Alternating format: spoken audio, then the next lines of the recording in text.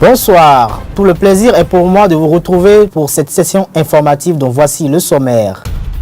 Les affiches de campagne des candidats Patrice Talon et Lionel Zinsou se font de plus en plus remarquer à travers la ville de Cotonou. Que se passe-t-il dans les états-majors de campagne pour une victoire de leurs candidats? Élément de réponse dans ce journal. Et tout ce qui fait l'actualité nationale ce jour, la revue de presse nous en parlera. À nouveau, bonsoir. Elles réapparaissent dans la ville de Cotonou. Les affiches de campagne pour le compte du second tour du scrutin présidentiel de 2016 se font de plus en plus voir avec beaucoup d'innovation. Enoch Lahadé a effectué un tour dans la ville pour constater les affiches publiques dans la ville. 24 heures après le lancement officiel du second tour de la présidentielle de 2016, les deux finalistes repositionnent leurs affiches sur les carrefours stratégiques de Cotonou. À l'Étoile Rouge comme au carrefour Toyota, les affiches se côtoient. Si sur les affiches de Atao Renouho, il invite la population à voter pour le candidat de la rupture, Patrice Talon. Du côté de Lionel Zinsou, c'est le feu général Mathieu Kérékou qui montre du doigt le candidat de l'Alliance républicaine. Les deux candidats ont jusqu'au vendredi prochain pour aller une fois encore à la conquête de la population.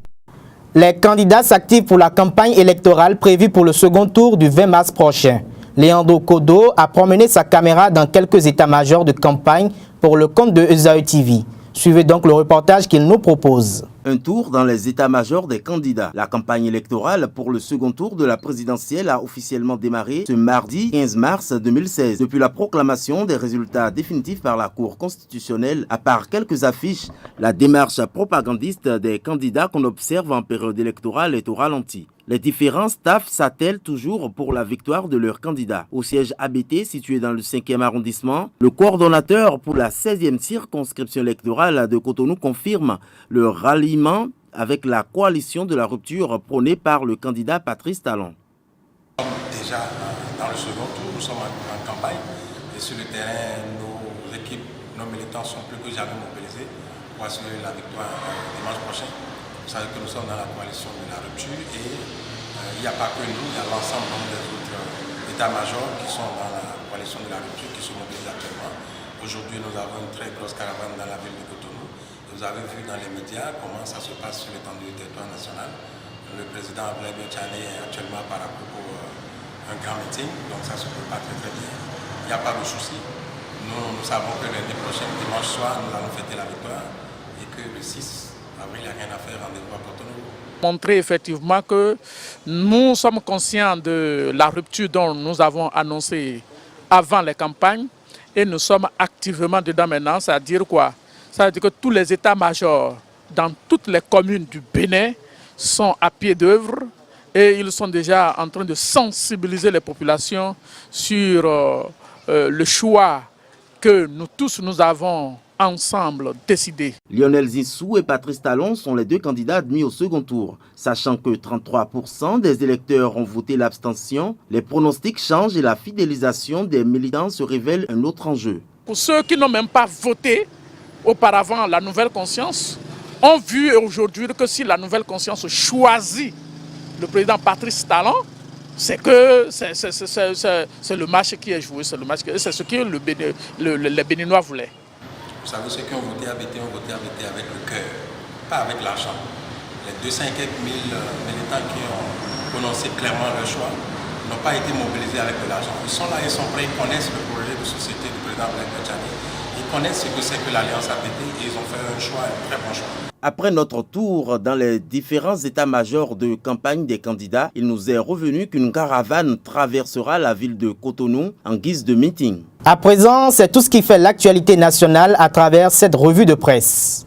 L'alternance au sommet de l'État en 2016 est toujours d'actualité en République du Bénin. Les deux challengers, à savoir Lionel Zinsou et Patrice Talon, font la une des journaux. Et l'information qui a la plus intéressé les journaux nationaux ce jour est le ralliement de presque tous les candidats à Patrice Talon. Le Potentiel publie ce jour ralliement de 25 candidats à Patrice Talon pour le second tour de la présidentielle. Une coalition qui, selon le quotidien, crée la hantise chez les insouistes. La source de l'info s'interroge sur l'alternance à la tête de l'État? Patrice Talon comme Boni Yayi en 2006. Toujours au sujet du second tour de la présidentielle de 2016, l'Audace Info nous informe que l'Union fait la nation officialise son soutien à Patrice Talon. La tribune de la capitale renchérit en apportant la nouvelle selon laquelle, pour le scrutin de dimanche prochain, le Parti communiste du Bénin officialise également son soutien à Patrice Talon. Le Matin revient sur la déclaration de soutien de l'Union fait la nation à Patrice Talon. Lors de son allocution, Bruno Amoussou évoque que rien n'est gagné d'avance. Restons avec l'Union fait la nation et cette fois-ci avec le potentiel. L'Alliance de partis lance un appel à voter pour le Maya du coton béninois. Le challenge dans la vague de soutien aux candidats de rupture nous apprend que Fernand Amoussou rejoint désormais la grande alliance de rupture. À retrouver à la une de Le Matin une interview avec un jeune béninois de la diaspora. Emmanuel Ayadji affirme que Patrice Talon est une chance pour le Bénin. L'affiche du jour affiche à sa une Lionel Zinsou seul contre tous. Peut-il gagner? S'interroge le journal. La tribune de la capitale relaye le message de Lionel Zinsou au peuple béninois pour le second tour du scrutin présidentiel. Pour sauver le candidat Lionel Zinsou, les pharaons nous font savoir que Boni Yayi promet ciel et terre aux Béninois. Pour la victoire du candidat de l'Alliance républicaine, le challenge titre Christelle Houdonbo sonne la grande mobilisation des étudiants pour Zinsou. Le quotidien La Source de l'info analyse à sa une le score serré entre Patrice Talon et Lionel Zinsou au premier tour du scrutin présidentiel. Le Canard étale les raisons profondes de la débâcle électorale de l'Alliance républicaine. Achevons cette revue à présent avec la manchette du potentiel de ce jour. Le quotidien nous apprend que les militaires sont furieux et très remontés contre Boni Yayi pour le non-paiement des primes spécifiques aux forces armées. Le Festival international du théâtre du Bénin organise des activités pour annoncer le FITEB 2016. Une lecture scénique a été faite aux apprenants du complexe scolaire Sainte-Félicité de Godomé. Le reportage est signé Enoch Lahadé. Une lecture scénique organisée par le FITEB dans différents collèges de Cotonou. Les élèves de la classe de 6e du complexe scolaire Sainte-Félicité de Godomé ont bénéficié de cette lecture de la pièce théâtrale La secrétaire particulière de Jean Plia, qui est assurée ici par les membres du complexe artistique et culturel Palingan. Ceci est une première dans les éditions du FITEB pour redonner le goût de la lecture aux apprenants.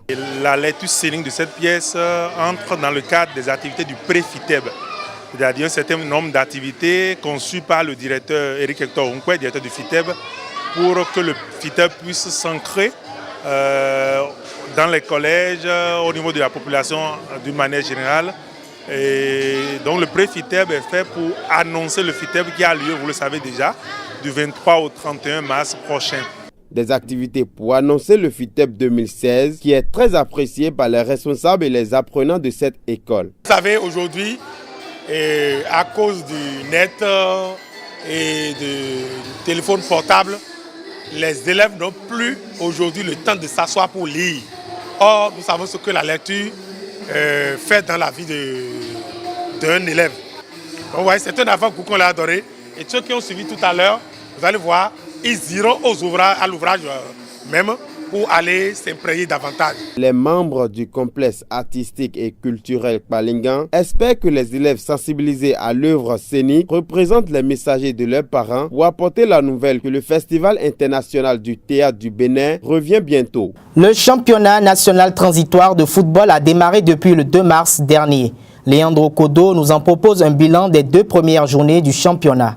Le championnat national transitoire de football a démarré par un derby septentrional depuis le mercredi de mars 2016. Le tollé provoqué par l'avènement du comité de normalisation de football Conor a laissé place au développement du premier volet de leur mission, l'organisation du championnat national de football. L'instance fêtière actuelle du sport roi au Bénin se donne tous les moyens afin de réussir son pari. Les clubs ont repris les séances d'entraînement et les stades accueillent déjà 2 fois par semaine la Ligue 1.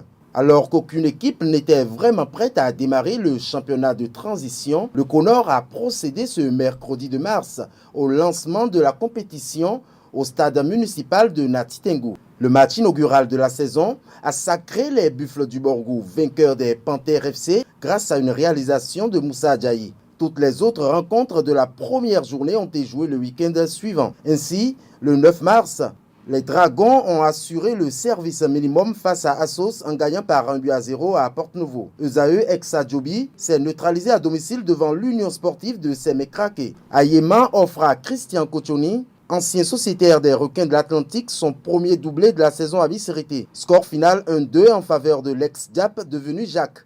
Pendant ce temps, les pétroliers débloquaient leur compteur but à René Pleven devant des policiers qui sont parvenus à rétablir la parité avant le coup de sifflet final. L'actuel leader, Aspak, a vite fait de s'imposer dès sa première sortie après le pénalty transformé par Afissou Tamou à Tomanaga. Ce samedi 12 mars, la Ligue 1 a entamé sa deuxième journée.